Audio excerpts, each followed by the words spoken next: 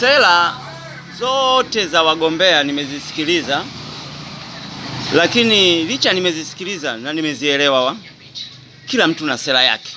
Mwingine nimetengeneza barabara, mwingine nitatengeneza barabara, mwingine nitawajengea nyumba, mwingine sijui nini. Kila mtu anayegombea uchaguzi huu kwa kweli wana maneno matamu matamu, tena matamu matamu kweli. Lakini sasa cha kushangaza au sijui matatizo gani, wakishapata tayari uwaga hawaonekani. Utasikia mara huyu yuko Oysterbay, mara huyu yuko wapi, mara huyu kwenye zile. Sasa sielewi, lakini kwa mimi kama mimi Kipite wapi, mimi nilichokuwa naomba kitu kimoja tu.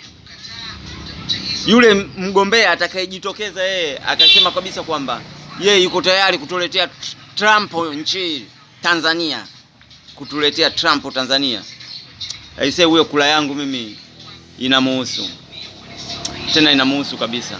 Ni hilo tu ndugu zangu, ndugu wapenzi, asanteni sana.